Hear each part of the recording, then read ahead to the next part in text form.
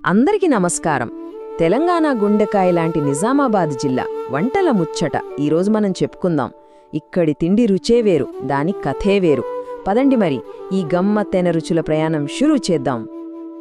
అయితే అసలు ముచ్చటేందంటే, నిజామాబాద్ భోజనం ఎందుకంత స్పెషల్?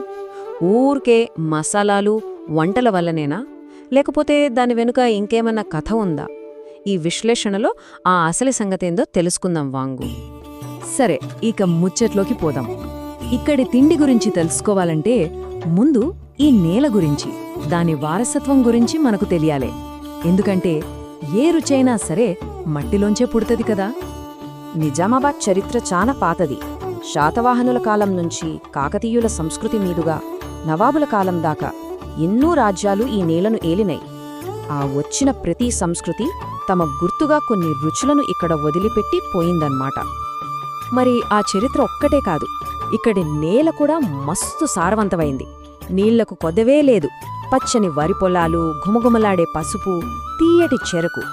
అంతేనా, పశు సంపద కూడా గట్టిగానే ఉంటది.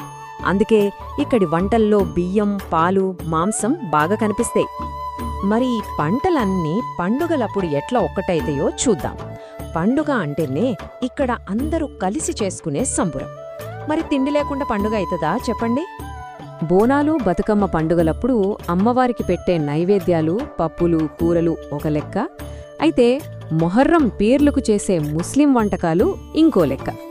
ఇక సంక్రాంతికి పిండి వంటలు, మాంసం వంటకాలు ఉండాల్సిందే. హిందూ, ముస్లిం అని తేడా లేకుండా అందరూ కలిసి పండుగ చేసుకుని వంటకాలు పంచుకోవడం ఇక్కడి స్పెషాలిటీ. సరే, ఇప్పుడు అసరసిసలైన ముచ్చటకు వద్దాం. నిజామాబాద్ కంచంలో కొలువుదీరే ఆ అసలైన రుచులేంటో చూద్దాం. పదండి, ఇవి తింటే ఉంటది మరి రుచికి బాప్ లాంటివి. ముందుగా నాటు కోడి కూర. ఆ ఘాటు, ఆ రుచి అస్సలు మర్చిపోలేరు పో. పక్కా తెలంగాణ స్టైల్. ఆ ఘాటైన కూరలకు ఇదే కరెక్ట్ జోడి. మెత్తటి జొన్న రొట్టె, ఆరోగ్యానికి ఆరోగ్యం, రుచికి రుచి. ఇక గొర్రె మాంసం కూర. తక్కువ మసాలాలతోని ఎక్కువ రుచితో ఉండే ఈ నిజామాబాద్ స్టైల్ కూర అద్దుర్స్ అంతే. ఎండాకాలంలో చల్లదనాన్ని, బలాన్నిచ్చే సజ్జా అంబలి. ఇది రైతుల డ్రింక్ అని చెప్పొచ్చు. పొలం పనులకు పోయి ముందు ఇది తాగిండ్రంటే రోజంతా శక్తి ఉంటది. సరే, ఇన్ని ముచ్చట్లు చెప్పుకున్నాం గదా, ఇప్పుడు మనమందరం కలిసి ఓ నిజామాబాద్ వంటగదిలోకి అడుగుపెడదాం.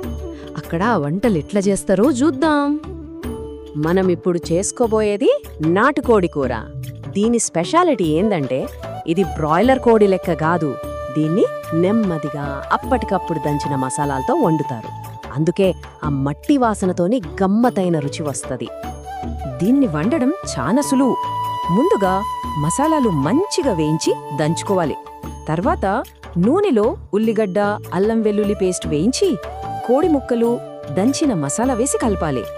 ఇక చిన్న మంట మీద నూనె పైకి తేలేదాకా ఉడికిస్తే అద్భుతమైన నాటుకోడి కూర రెడీ అయిపోయినట్టే.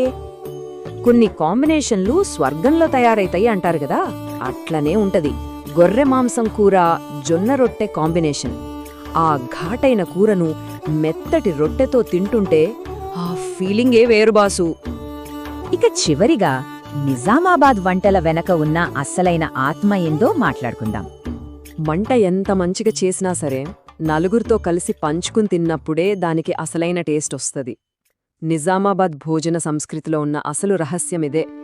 ఇక్కడి రుచికి కారణం కేవలం పదార్థాలు కాదు, ప్రజల మధ్య ఉన్న ప్రేమ, ఆ పంచుకునే గుణం.